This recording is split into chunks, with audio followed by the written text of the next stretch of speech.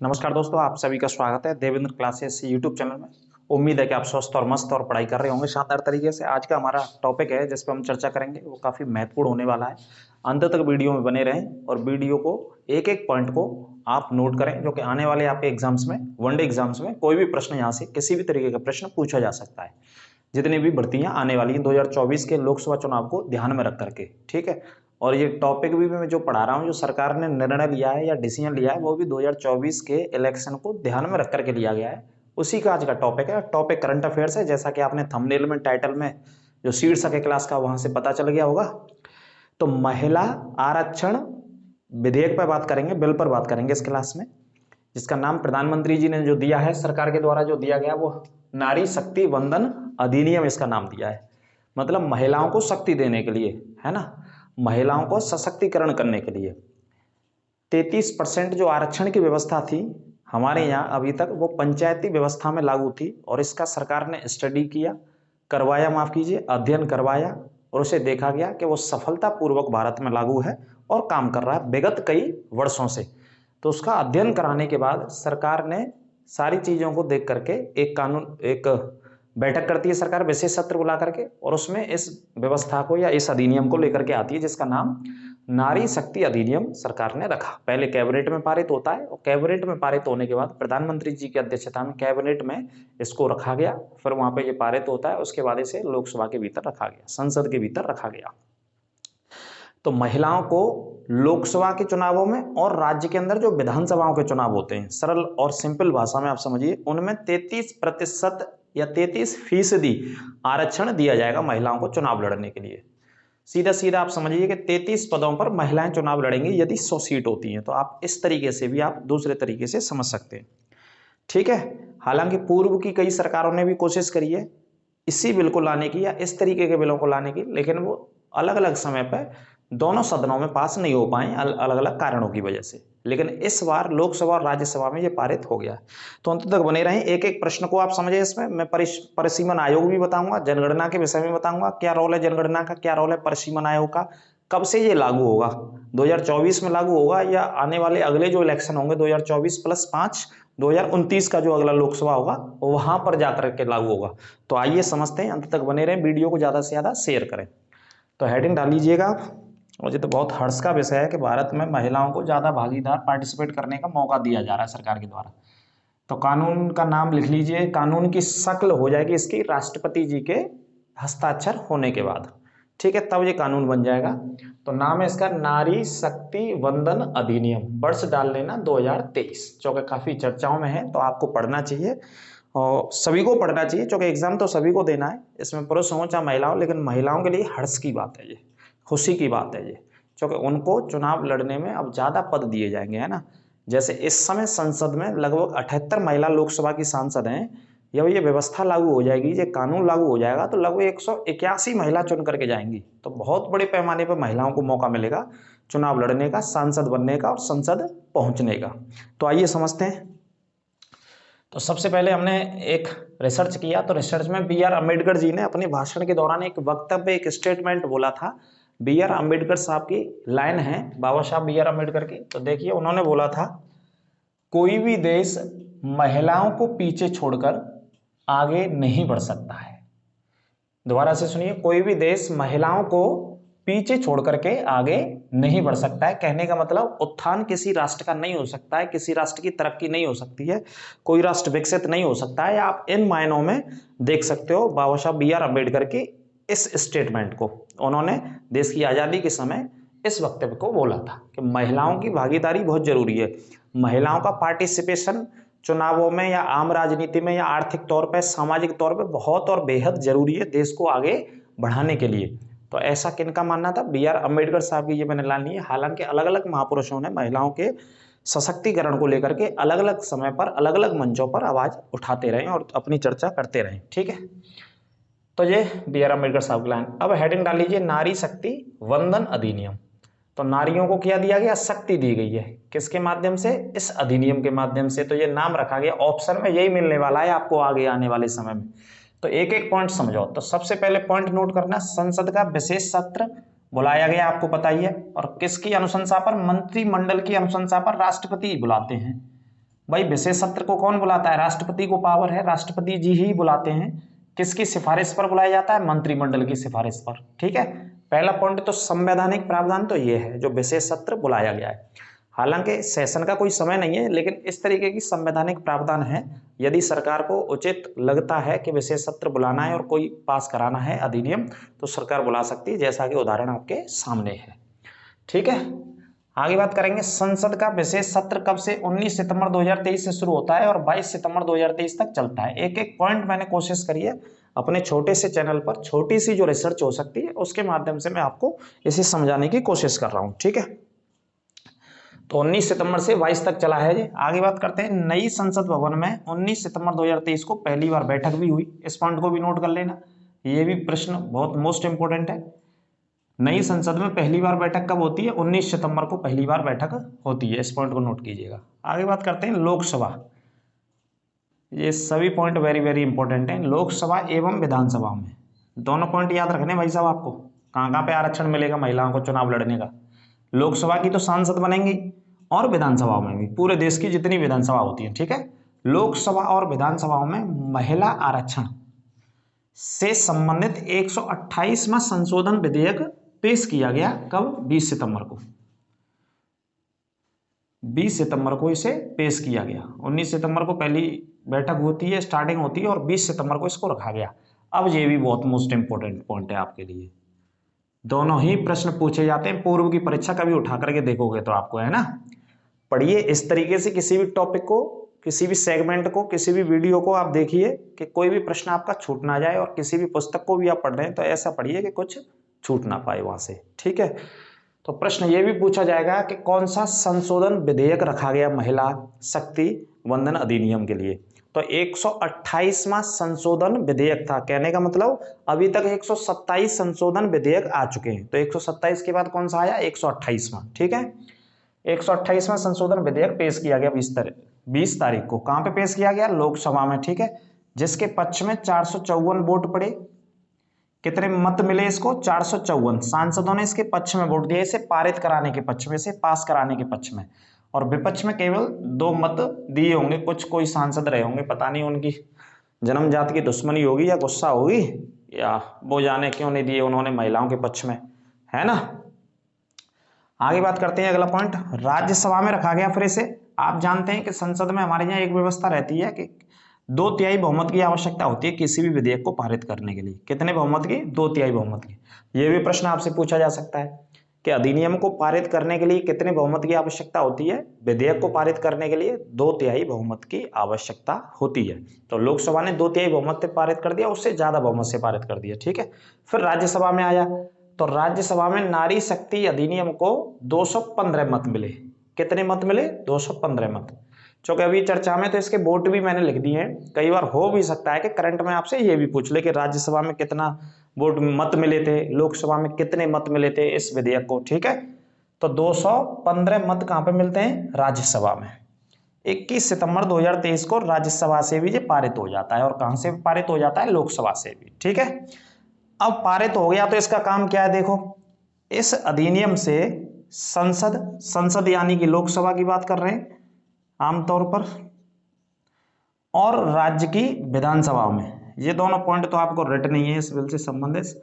राज्य की विधानसभाओं में और संसद लोकसभा में 33% महिलाओं को आरक्षण मिल जाएगा। इससे कितना आरक्षण मिल जाएगा? 33% आरक्षण मिल जाएगा। हालांकि डिबेट इस बात की भी संसद में चली है, इस विशेष सत्र में। नई संसद में भी पहली बार ही बैठक हुई और ये कानून पास किया गया, ये अधिनियम लाया गया महिलाओं के सशक्तिकरण से संबंधित। डिबेट इस बात की भी थी क्यों भाई 33% के पीछे क्यों पड़ गई है सरकार? अन्य अलग अलग पार्टियों के सांसदों ने अपने अपने स्टेटमेंट, अपने अपने वक्तव्य रखे इस विशेष सत्र में। तो बहुत सारे अलग अलग पार्टियों के सांसदों ने ये मत रखा कि 33% क्यों, 50% क्यों नहीं कर देते? लड़ाइए 50% पदों पर महिलाओं को आने दो, 50% आरक्षण, 50% में पुरुष और 50% में महिला। 33 के पीछे क्यों पड़े? तो वो अलग अलग अपना मत है, लोकतंत्र में जाते हैं चुन करके, तो सभी को मौका दिया जाता है अपनी बात रखने का। तो अलग भिन्न भिन्न सांसदों ने अपनी बात वहां पे रखी। तो 33% महिलाओं को आरक्षण मिल जाएगा इस अधिनियम के माध्यम से, नारी शक्ति वंदन अधिनियम। आगे बात करते हैं 17वीं लोकसभा, जो इस समय के जो चुनाव हुए, जो चल रही है लोकसभा, कौन सी चल रही है? 17वीं लोकसभा वर्तमान में चल रही है भाई साहब। 17वीं लोकसभा में कुल सदस्यों की कितनी फीसदी महिलाएं हैं? 15% महिलाएं सिर्फ। अभी अगर वर्तमान में बात करें तो जो टोटल लोकसभा के सदस्य हैं हमारे यहाँ 545 होते हैं, 552 अधिकतम, लेकिन चुन करके कितने आते हैं? 545। उनमें से सिर्फ 15% महिलाएं चुन करके आई हैं। कौन सी लोकसभा में? 17वीं लोकसभा में, जिनके चुनाव वर्ष 2019 में हुए थे। कब चुनाव हुए थे? 2019 में लोकसभा का चुनाव। तो 15% महिलाएं हैं। ठीक है, ये पॉइंट नोट कर लेना। आगे बात करते हैं राज्य विधानसभाओं में लगभग अगर बात करें तो जीरो को तो छोड़ दीजिए, जीरो गलत लिखा, 9% महिलाओं का प्रतिनिधित्व है राज्य की विधानसभाओं में, सिर्फ और सिर्फ। जैसे हम उत्तर प्रदेश की बात करें या कर्नाटक की बात करें या तमिलनाडु की, उड़ीसा की, झारखंड की, किसी भी राज्य की भारत के भीतर बात करें, महाराष्ट्र की, आंध्र प्रदेश की, राजस्थान की, तो 9% महिलाओं का प्रतिनिधित्व है अभी चुनाव लड़ने में, जीत के आने में विधानसभाओं में। ठीक है, आगे बात करते हैं राज्यसभा में लगभग 13% महिलाओं का प्रतिनिधित्व है वर्तमान में। जो राज्यसभा है, तो राज्यसभा में कितना है? कुल संख्या का 13% महिलाएं राज्यसभा में चुन करके आई हैं पिछली जो राज्यसभा के चुनाव होते हैं हमारे यहाँ। ठीक है, आगे बात करते हैं संविधान प्रावधानों के अनुसार इस व्यवस्था को या इस अधिनियम को वर्ष 2029 में लागू किया जा सकेगा। ये भी लिख लेना, मोस्ट इंपोर्टेंट पॉइंट। आपसे ये तो पूछा ही जाएगा और इसमें बच्चे कई बार गलती भी उत्तर दे सकते हैं, क्योंकि अभी चर्चाओं में है अधिनियम 128वां संशोधन विधेयक और नारी शक्ति वंदन अधिनियम, दोनों ऐसे पढ़ने हैं, चर्चाओं में है। कई बार बच्चे नहीं समझ पाएंगे तो प्रश्न आ गया कि यह वर्ष कौन सी वर्ष से सरकार ने लागू कर दिया, क्योंकि अभी लोकसभा से पारित हो गया, राज्यसभा से पारित हो गया 2/3 मेजोरिटी से, अब भारत के राष्ट्रपति जी के पास जाएगा, वो हस्ताक्षर कर देंगे तो कानून की शक्ल में आ जाएगा ये अधिनियम। ठीक है, लेकिन लागू नहीं हो पाएगा क्योंकि संवैधानिक इसमें अड़चन है, संवैधानिक प्रावधान है, उसके बाहर जाकर के इस व्यवस्था को अभी रिसेंटली लागू नहीं कर सकती है सरकार, है ना, क्योंकि संविधान के तरीके से ही काम होगा इस अधिनियम पर।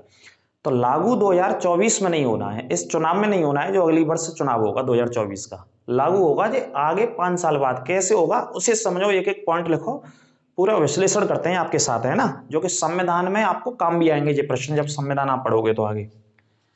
कुछ विश्व में देख लेते हैं कि विश्व में क्या स्थिति है महिलाओं की। तो देखो विश्व के डाटा भी लिखे मैंने, विश्व में महिलाओं का प्रतिशत संसद में कितना है, विश्व की कुछ संसदों का मैंने डाटा निकाला तो उसमें देखा महिलाओं का प्रतिशत कितना है। जैसे कुल व्यक्ति वहां चुन करके, माफ कीजिए, कुल जितने सांसद चुन करके आ रहे हैं उनमें से कितनी फीसदी महिलाएं सर्वाधिक देशों में चुन करके आ रही हैं। हमारे यहाँ मैंने आपको बता दिया कितनी फीसदी आई है, 15% महिलाएं हैं हमारे यहाँ। लेकिन देखो स्वीडन में 40% महिलाएं संसद में बैठती हैं, स्वीडन की संसद में। तो आप समझ सकते हैं 46% महिलाओं का प्रतिनिधित्व है, रिप्रेजेंटेशन है स्वीडन में। ठीक है, प्रतिशत में आंकड़े हैं ये। नॉर्वे में 45% महिलाएं कुल सदस्यों का चुन करके आती हैं, दक्षिण अफ्रीका में 45% महिलाएं चुन करके आती हैं, ऑस्ट्रेलिया में 38% महिलाएं चुन करके आती हैं, फ्रांस में 35%, जर्मनी में 35% महिला ऐसी हैं जो संसद का हिस्सा हैं, संसद का पार्ट हैं, संसद में चुन करके आती हैं। तो आप समझ सकते हैं कि विश्व में और बेहतर स्थिति है compare to India, compare to Bharatvarsh. Bharatvarsh की तुलना में अपेक्षाकृत दुनिया के देशों की स्थिति ज्यादा बेहतर है महिलाओं को चुनने में, महिलाओं की भागीदारी में। कहां पर? संसद के भीतर। ठीक है, क्योंकि हमारे भारत में तो अभी 15% है, लेकिन विश्व में आप देख रहे हैं स्वीडन, नॉर्वे, दक्षिण अफ्रीका 46, 45, 44 ये प्रतिशत है। ठीक है, तो ये थोड़ा सा विश्व का डाटा भी है महिलाओं को लेकर के भी। आगे बात करते हैं, अगला पॉइंट लिखना, 2024 के चुनावों में महिला आरक्षण लागू नहीं किया जाएगा। जो 2024 के लोकसभा चुनाव होने जा रहे हैं, ये अगले वर्ष में होंगे, इन चुनावों में इस महिला आरक्षण को लागू नहीं किया जा सकेगा। इसे तो रट लेना आप अच्छे से, है ना, क्योंकि ये इसकी प्रबल संभावनाएं रहेंगी कि ये पूछा जाएगा प्रश्न कि कब लागू किया जाना है, कब नहीं लागू किया जाना है महिला आरक्षण विधेयक। तो 24 में नहीं होना है। क्यों नहीं होना है 24 में, समझिए, उसका भी छोटा सा विश्लेषण मैंने लिखा है संविधान के प्रावधानों के तहत। तो देखो एक आर्टिकल है 82 पढ़ते हैं, अनुच्छेद 82 है संविधान में। तो अनुच्छेद 82 ये कहता है अनुच्छेद 82 के अनुसार प्रत्येक जनगणना के बाद, पॉइंट एक एक नोट कीजिएगा, कोई शक समस्या हो तो कमेंट के माध्यम से पूछ भी लीजिएगा, कोशिश कर रहा हूं आपको पूरा बताने की जिससे प्रश्न ना छूटे। प्रत्येक जनगणना के बाद परिसीमन अधिनियम बनाती है सरकार। क्या बनाती है? परिसीमन अधिनियम। अभी बताएंगे, इसका बड़ा रोल है, इसी का इंपॉर्टेंट रोल है। तब तक परिसीमन नहीं होगा तब तक महिलाओं को 33% आरक्षण मिल नहीं सकेगा, तब तक परिसीमन नहीं होगा भारत में। परिसीमन कैसे होता है, होता क्या है, देखिए समझिए आप। परिसीमन अधिनियम बनाती है प्रत्येक जनगणना के बाद। पहले जनगणना होना जरूरी है, पहले जनगणना होगी, जो कि जनगणना हुई नहीं है, आपको पता है। लास्ट और अंतिम जनगणना 2011 में हुई थी। 2011 के बाद, चूंकि भारत में 10 वर्ष के बाद जनगणना होती है, तो 2021 में होनी चाहिए। 2011 में 10 वर्ष जोड़िए, 2021 में आएंगे हम लोग, 21 में होनी चाहिए। चूंकि 21 में हुई नहीं, विगत वर्ष में 19 और 20 के वर्षों में कोविड की महामारी रही, जो कि विश्व की बहुत बड़ी महामारी थी, जिसे कोरोना के नाम से जाना गया, अलग अलग वेरिएंट में। और 21 में भी उसकी लहर आ गई, इस वजह से सरकार ने इसे डिले कर दिया, तो 2021 में भी जनगणना नहीं हुई। और ये काम होना है जनगणना के बाद, संविधान के प्रावधानों के तहत। तो जनगणना अब सरकार कब कराएगी? इन चुनावों के बाद जनगणना कराएगी सरकार, 2024 के चुनाव होने के बाद। ठीक है, तो देखो आगे समझिए आप। इसके बाद क्या करती है सरकार? एक आयोग बनाती है जिसे बोलते हैं परिसीमन आयोग। आर्टिकल 82 में लिखा है संविधान में कि प्रत्येक जनगणना जब जब होगी, तो प्रत्येक जनगणना के बाद सरकार एक परिसीमन अधिनियम, पहले तो अधिनियम बनाएगी, और अधिनियम बनने के लागू होने के बाद फिर एक आयोग बनाती है सरकार। क्या बनाती है? आयोग। ठीक है, समझिए एक एक पॉइंट को, आप चिंता ना करें। आगे बात करते हैं। परिसीमन आयोग जनगणना 1971 के आधार पर ही कार्य कर रहा है अभी तक।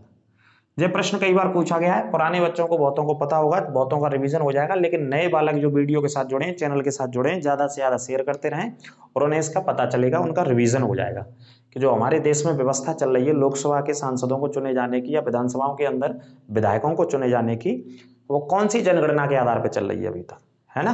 तो देखिए, परिसीमन आयोग जनगणना 1971 के आधार पर ही कार्य कर रहा है अभी।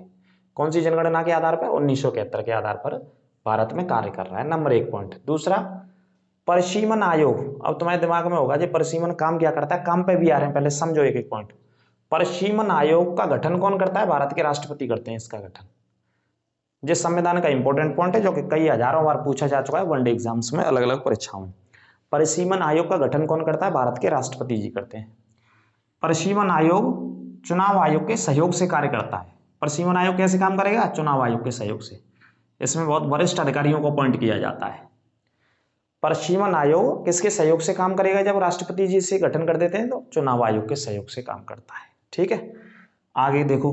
परिसीमन आयोग की रिपोर्ट को जब ये अपनी रिपोर्ट बना के तैयार कर देता है, जो पटल पर रखी जाती है, जैसे देखो परिसीमन आयोग बनाया राष्ट्रपति जी ने, उसमें वरिष्ठ अधिकारी अपॉइंट करे सरकार ने, IAS स्तर के, और जिनको अनुभव है अपना सार्वजनिक जीवन का, अपने नौकरी के ब्यूरोक्रेट जीवन का, ऐसे लोगों को अपॉइंट करती है गवर्नमेंट इसमें। ठीक है, तो परिसीमन आयोग की रिपोर्ट फिर कहां पे रखी जाती है?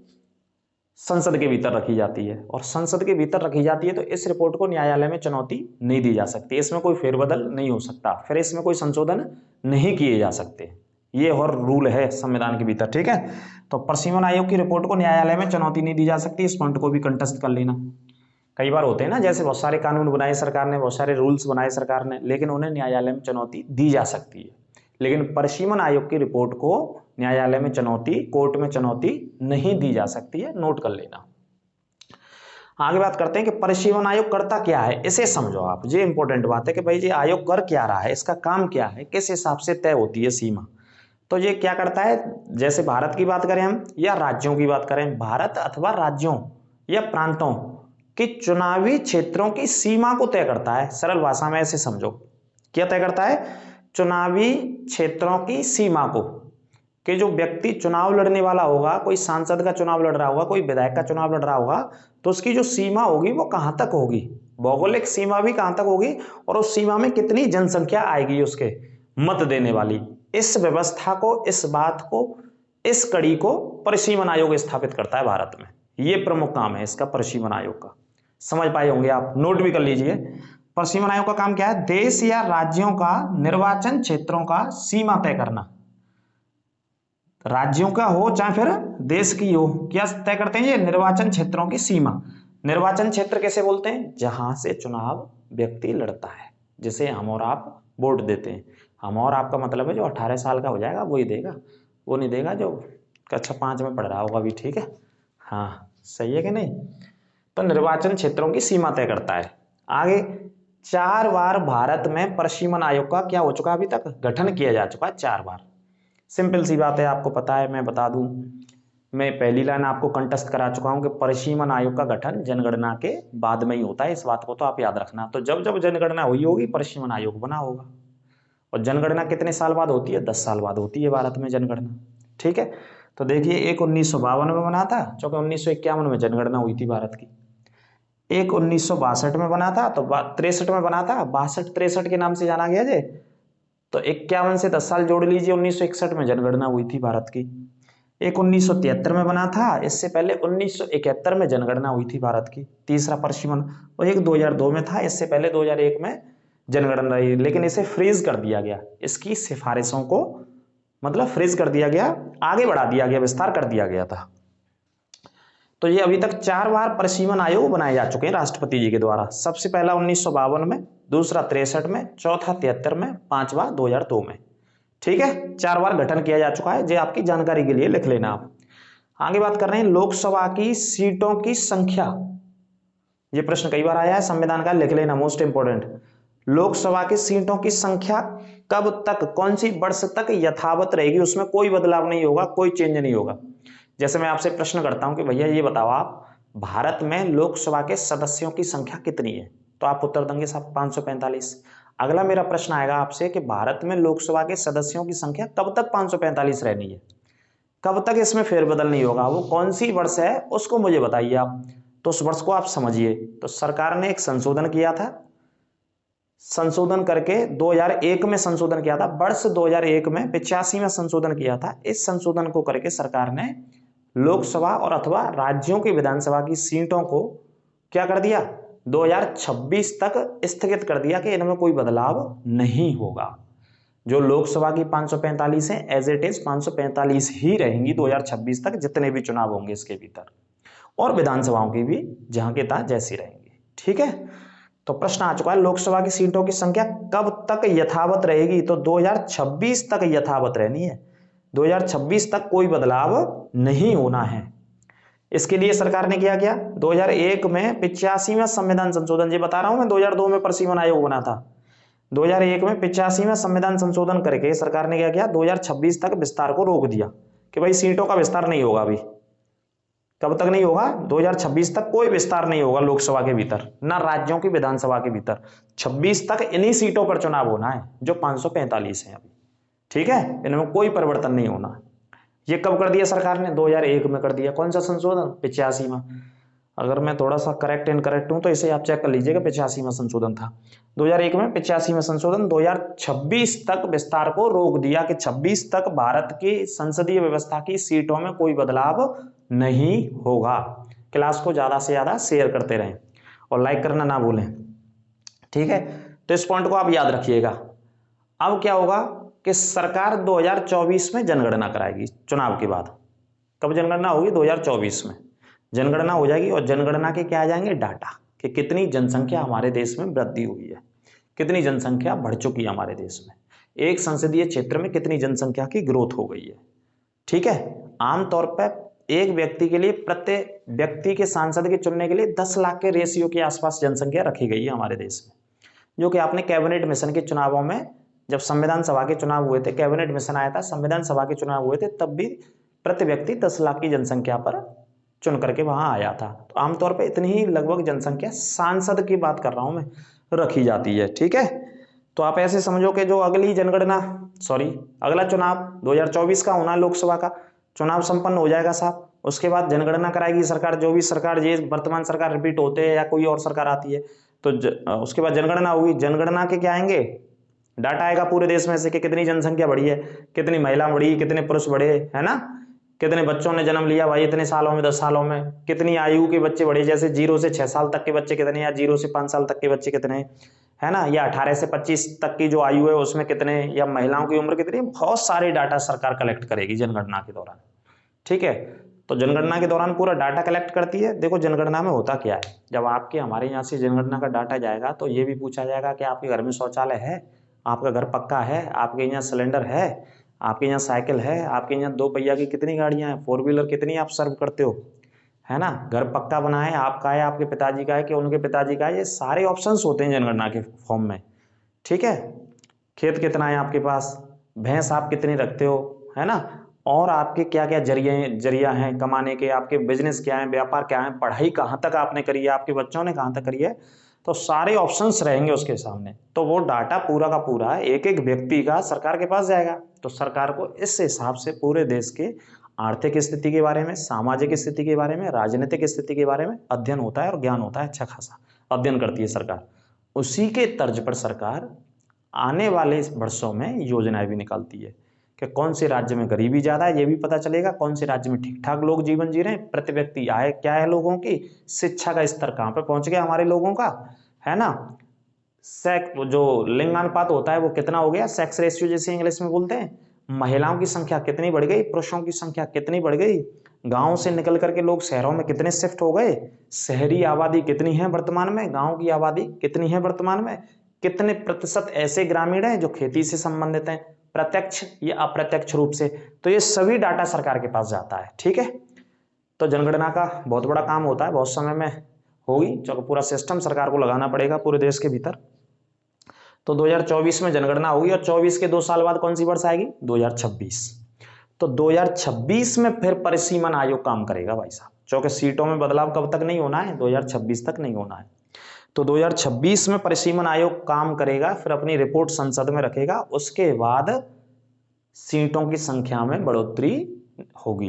क्योंकि उत्तर प्रदेश की हम बात करें, भारत का सबसे बड़ा राज्य जनसंख्या के आधार पर, उदाहरण के तौर पे आप समझिए, तो जनसंख्या भैया बड़ी होगी, जाहिर सी बात है। 21 में होनी जनगणना, 2024 में लेट और होगी 3 साल, तो इसमें कितनी वृद्धि हो गई, है ना, कितने पुत्र और पुत्रियों ने, कितने व्यक्तियों ने जन्म ले लिया भैया, तो ये सब जनसंख्या काउंट करी जाएगी। जन्म ले लिया तो जनसंख्या बढ़ी, और जनसंख्या बढ़ी तो प्लस 18 के बहुत बड़े होंगे, तो उस आधार पर सीटों को निर्धारित करेगा परिसीमन आयोग।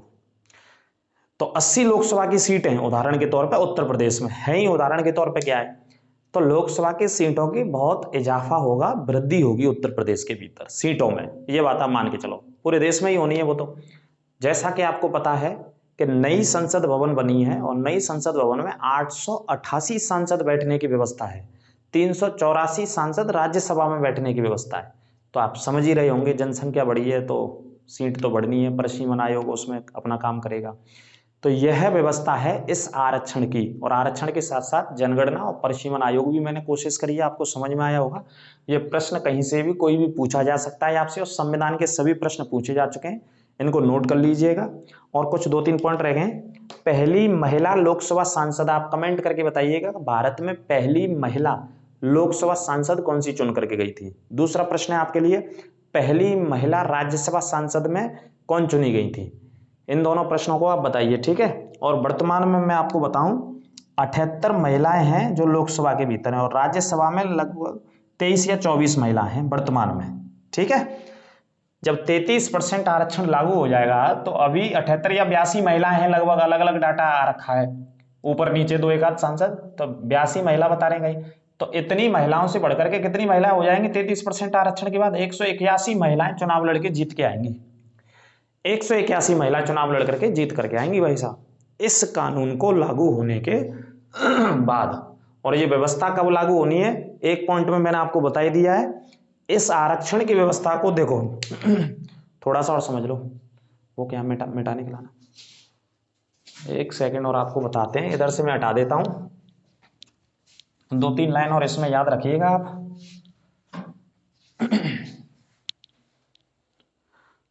देखो, सीटों की संख्या कब तक यथावत रहनी है, सिंपल बात समझो आप, सीटों की संख्या जो लोकसभा वाली है या विधानसभा वाली है वो कब तक यथावत रहनी है, या विधानसभाओं वाली जे यथावत रहनी है आपकी 2026 तक, इनमें कोई बदलाव नहीं होगा, एक तो ये वर्ष याद रखो, ठीक है।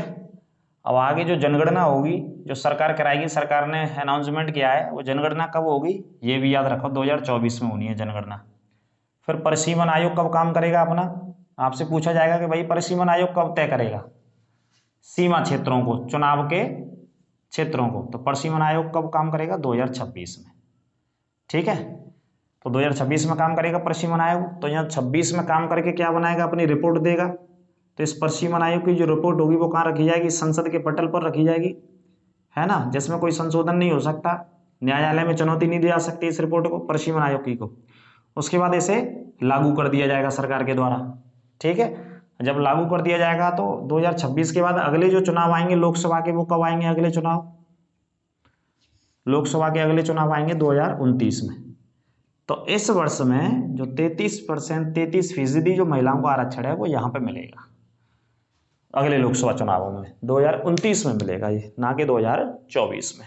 ये प्रोसेस संवैधानिक प्रावधानों के हिसाब से चलेगा। तो क्लास कैसी लगी, छोटा सा सेगमेंट था, वीडियो थी, कोशिश करी इसको आपको समझाने की, और संविधान के कुछ प्रावधानों को भी रखा है इसमें, आर्टिकल्स भी आपको बता दिए, नोट कर लेना, शेयर कर देना ज़्यादा से ज़्यादा, और अपना ख्याल रखिए। जैसा कि बी आर अम्बेडकर साहब ने कहा और बहुत सारे लोगों ने, जिसमें महात्मा गांधी भी है, कि किसी भी देश को आगे बढ़ाने के लिए किन की आवश्यकता है समाज में, आर्थिक तौर पर, राजनीतिक तौर पर, और राजनीतिक तौर पे तो बेहद आवश्यकता है, क्योंकि आप देख रहे हैं विश्व के देशों में, देखो स्वीडन में, नॉर्वे में कितनी महिलाएं चुन करके जा रही हैं, और हमारे देश में भी 15% महिलाएं चुन करके आती हैं।